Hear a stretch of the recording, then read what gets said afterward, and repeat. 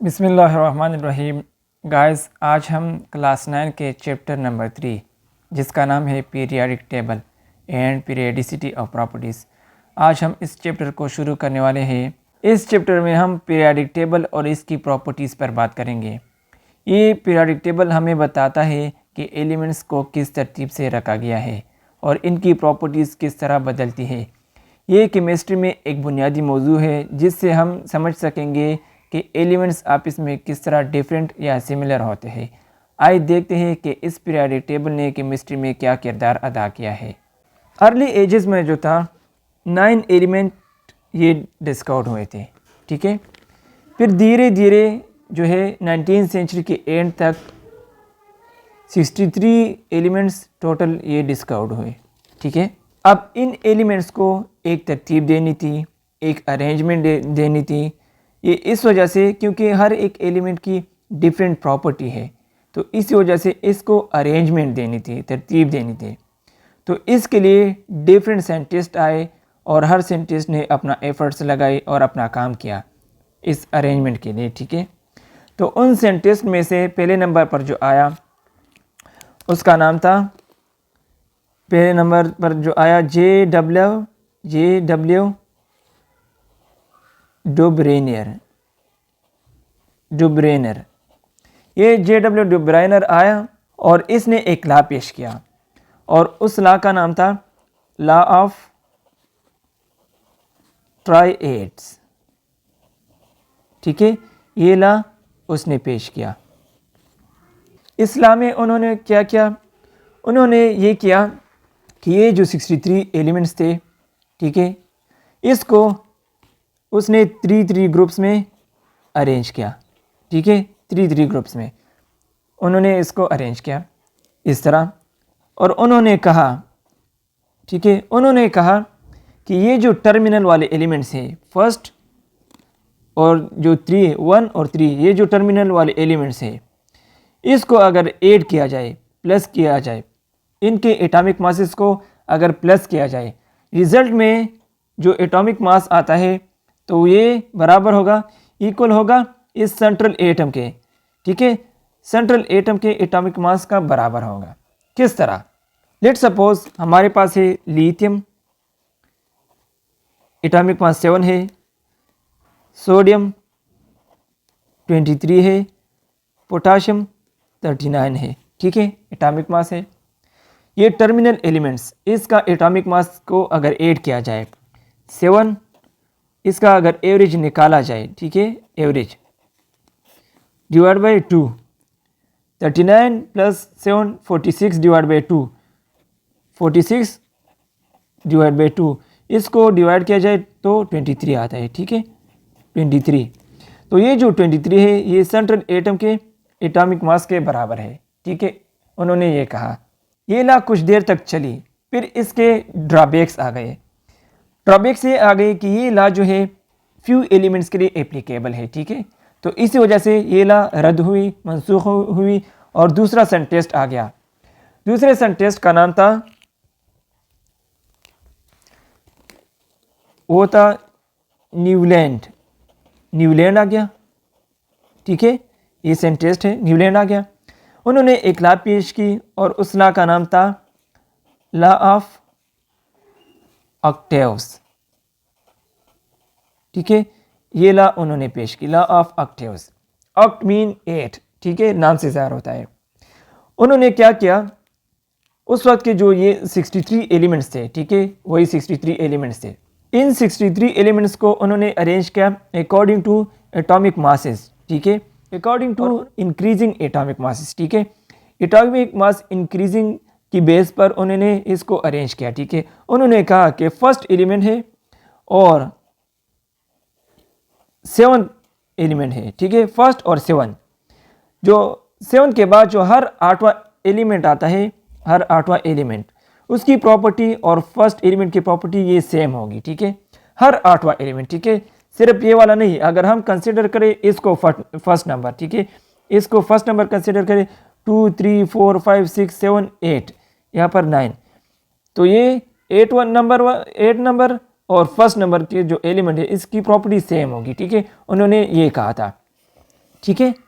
इसी तरह अगर यहाँ से हम फर्स्ट को कंसिडर करें, इस एलिमेंट को, फर्स्ट 2 3 4 5 6 7 8, तो 8 नंबर एलिमेंट और फर्स्ट नंबर एलिमेंट, इनका जो प्रॉपर्टी है वो सेम होगी। ठीक है, उन्होंने ये कहा था न्यूलैंड ने। ये ला भी कुछ देर तक चली, फिर इसके कुछ ड्रॉबैक्स आ गए। ड्रॉबैक्स ये आ गई कि उन्होंने पहला ड्रॉबैक ये आ गई कि उन्होंने जो अनडिस्कवर्ड एलिमेंट थे उनके लिए उन्होंने ब्लैंक स्पेसेस नहीं छोड़ी। ठीक है, ब्लैंक स्पेसेस, खाली जगह उसने नहीं छोड़ी। ठीक है। दूसरी ड्रॉबैक ये आ गई कि उन्होंने तो कहा था कि हर 8वां एलिमेंट और फर्स्ट एलिमेंट का जो प्रॉपर्टी वो सेम होगी। ठीक है, सेम होगी, लेकिन बाद में जो है नोबल गैसेस डिस्कवर्ड हुए। किस तरह? मिसाल के तौर पर पीरियाडिक टेबल है, lithium, beryllium, boron, carbon, nitrogen, oxygen, fluorine. ठीक है, ये सात तक के बाद जो 8वां एलिमेंट आता है वो सोडियम आता है। ठीक है, तो सोडियम और लिथियम का जो प्रॉपर्टी उन्होंने कहा था वो सेम होगी। ठीक है, तो इसके बाद नोबल गैसेस डिस्कवर्ड हुए। नोबल गैसेस क्या आया? नियान यहाँ पर आ गया, तो 8वां एलिमेंट तो ये बन गया। तो इसी वजह से ये जो ला है ये मनसूख हो गई, रद्द हो गई। इसके बाद तीसरा साइंटिस्ट आ गया, उनका नाम था, तीसरा साइंटिस्ट का नाम था मेंडलीव। मेंडलीव आ गया। ठीक है, डिमिट्री मेंडलीव ये आ गया। उन्होंने वही जो उस वक्त के 63 एलिमेंट्स थे उन्होंने उसको अरेंज किया according to increasing atomic masses. ठीक है, एटॉमिक मासेस के बेस पर, इंक्रीज होने के बेस पर उसको उन्होंने अरेंज किया। और उन्होंने कहा कि ये फर्स्ट एलिमेंट है और ये 8 एलिमेंट है। जो 9वां एलिमेंट आएगा, 9वां एलिमेंट, ठीक है, 9 नंबर एलिमेंट आएगा, उसकी प्रॉपर्टी और फर्स्ट एलिमेंट की प्रॉपर्टी ये सेम होगी। ठीक है, ओके, ये बात उन्होंने कही। और इस तरह एलिमेंट्स को उन्होंने अरेंज किया। ठीक है, इस तरह उन्होंने अरेंज किया और इस अरेंजमेंट को उन्होंने नाम दिया पीरियाडिक टेबल। ठीक है, और इसके बाद उन्होंने एक लॉ पेश की और उस लॉ का नाम उन्होंने क्या रखा? Periodic law. ठीक है, पीरियाडिक लॉ, ये लॉ उन्होंने पेश की। ठीक है, इस लॉ में उन्होंने क्या कहा? इस लॉ में उन्होंने कहा कि similar properties of the element are the periodic function of their atomic masses. ठीक है, similar properties of the element are the periodic function. Periodic function का क्या मतलब है? पीरियाडिक फंक्शन, पीरियाडिक फंक्शन का मतलब यह है कि रेगुलर इंटरवल। ठीक है, रेगुलर इंटरवल। अब रेगुलर इंटरवल का मतलब क्या है? मिसाल के तौर पर हम संडे लेते हैं, डेज में हम लेते हैं संडे। ठीक है, संडे जो है हर 6 दिन के बाद ये रिपीट होता है। हर 6 दिन के बाद 7 नंबर डे पर जो आता है वो संडे आता है। ठीक है, ना ये 5 डे के बाद आता है, ना ये 7 डे के बाद आता है, ना 8 के बाद, बल्कि हर 6 डे के बाद ये एक रेगुलर इंटरवल के बाद ये रिपीट होता है। हर 6 डे के बाद संडे आता है। ठीक है, तो इसी तरह उन्होंने कहा कि similar property of the element जो है ये रिपीट होता है रेगुलर इंटरवल। ठीक है, रेगुलर इंटरवल के बाद ये रिपीट होता है। ठीक है, मिसाल के तौर पर लिथियम है और यहाँ पर नियान है। ठीक है, ये फर्स्ट एलिमेंट है और ये 8वां एलिमेंट है। ठीक है, इसके बाद 9वां जो एलिमेंट आएगा वो सोडियम आएगा। ठीक है, सोडियम ये 9 नंबर एलिमेंट है। तो लिथियम और सोडियम इसकी प्रॉपर्टी उन्होंने कहा कि सेम है 9वां एलिमेंट का और फर्स्ट एलिमेंट का। ठीक है, तो ये 9वां जो एलिमेंट है ये खुद ब खुद सिमिलर प्रॉपर्टीज़ की वजह से ये खुद ब खुद ग्रुप में अरेंज हुए और एक रेगुलर इंटरवल के बाद ये रिपीट हो रहा है। ठीक है, तो इसका मेन मकसद ये था कि जो सिमिलर प्रॉपर्टीज़ एलिमेंट जो है ये एक रेगुलर इंटरवल के बाद रिपीट होता है। ठीक है, ये ला भी बहुत देर तक चली। ठीक है, क्योंकि इनका काम कुछ ना कुछ हद तक ठीक था, ये बहुत देर तक चली। फिर इस ला का मेरिट्स आए और डीमेरिट्स आए, यानी फ़वाइद और नुकसानात आए। फ़वाइद ये आई, पहला नंबर पर फ़वाइद ये आई कि इस मेंडलीव ने ब्लैंक स्पेसेस, फर्स्ट नंबर पर मेरिट जो आया वो ये था कि ब्लैंक स्पेस जो है वो उन्होंने ये छोड़ी थी अनडिस्कवर्ड एलिमेंट के लिए, ठीक है। बाद में जो डिस्कवर्ड है उसके लिए डिस्कवर्ड करने के लिए बहुत हेल्प मिली, क्योंकि उन्होंने पहले से ब्लैंक स्पेसेस छोड़ी थी, ठीक है। दूसरे नंबर पर जो मेरिट आया वो ये था कि करेक्शन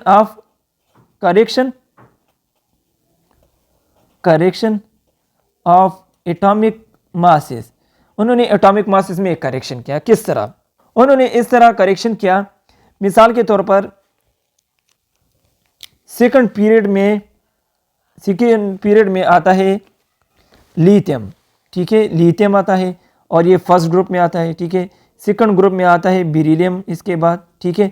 बेरिलियम का जो एटॉमिक मास है वो 13.5 उस वक्त, ठीक है, उस वक्त इसका जो मास था एटॉमिक मास 13.5 था। और इसके बाद जो फोर्थ ग्रुप में आता है कार्बन, इसका एटॉमिक मास 12 था। तो चाहिए तो ये था, होना तो ये था कि बेरिलियम को कार्बन के बाद रखा जाए क्योंकि इसका एटॉमिक मास ज़्यादा है। तो उन्होंने क्या किया कि इसमें करेक्शन किया। बाद में साइंटिस्ट क्या कर लेते हैं कि साइंटिस्ट पहले एटॉमिक मासेस को मालूम कर लेते हैं, फिर एटॉमिक मास के बेस पर उस एलिमेंट को डिसाइड करते हैं, उसकी जगह, उसकी पोजीशन को, ठीक है। तो बाद में जब इसका एटॉमिक मास मालूम किया तो 9 पॉइंट कुछ समथिंग आ गया, ठीक है। तो उन्होंने क्या किया कि इस एटॉमिक मास में उन्होंने करेक्शन किया, ठीक है। तीसरे नंबर पर जो मेरिट्स, जो फ़वाइद थे वो ये थे कि एलिमेंट्स की जो प्रॉपर्टीज़ थी, खसूसियात थी, उन्होंने ये डिस्कस किए, ठीक है, प्रिडिक्ट किए। अब ये तो मेरिट्स हो गए, फ़वाइद हो गए। इसके कुछ नुकसानात भी आ गए, डी मेरिट्स जिसको कहते हैं, ठीक है। वो ये थे कि एटॉमिक मासेस करेक्शन, यानी एटॉमिक मासेस को उन्होंने इधर उधर किया था, ठीक है। किस तरह? मिसाल के तौर पर कोबाल्ट है, उसका 59 था एटॉमिक मास और आर्गन ये 58 था, ठीक है। उन्होंने क्या किया था कि कोबाल्ट को पहले रखा था और आर्गन को बाद में रखा गया था, ठीक है। तो इस तरह ये अरेंजमेंट तो इस तरह बनती है कि 59 को 58 के बाद रखा जाए, आर्गन को पहले रखा जाए, कोबाल्ट को बाद में, लेकिन उन्होंने एटॉमिक मासेस को इधर उधर किया था, ठीक है। तो ये डीमेरिट्स ये आ गया, ठीक है। और दूसरे नंबर पर जो डीमेरिट्स आ गया वो ये था कि उन्होंने एलिमेंट्स को एटॉमिक मासेस के बेस पर अरेंज किया था, ठीक है। एटॉमिक मास के बेस पर इसलिए अरेंज किया था, अगर देखा जाए तो कार्बन के 3 आइसोटॉप्स है, कार्बन 12, कार्बन 13 और कार्बन 14, ठीक है। तो कार्बन जो है फोर्थ ग्रुप में है। दूसरे नंबर पर कार्बन जो है, कार्बन है, तीनों कार्बन है, प्रॉपर्टी सेम है, ठीक है, एक ही एलिमेंट है, लेकिन आइसोटॉप्स है। तो इस तरह तो नहीं किया जा सकता ना कि हर एक कार्बन को अलग-अलग ग्रुप में रखा जाए, क्योंकि प्रॉपर्टी सेम है। तो उन्होंने क्या किया था कि एटॉमिक मास के बेस पर उन्होंने इसको अरेंज किया था। तो बाद में ये रिजेक्ट हुई, ये रद्द हुई, ये ला, क्योंकि बाद में जो नया पीरियडिक टेबल आया, मॉडर्न पीरियडिक टेबल, और उसको एक एक एलिमेंट को एटॉमिक नंबर के बेस पर अरेंज किया गया, ठीक है। इंशाल्लाह अगला लेक्चर हमारा मॉडर्न पीरियडिक टेबल पर होगा। अगर लेक्चर अच्छी लगी तो लाइक करें और चैनल को सब्सक्राइब करना ना भूलें।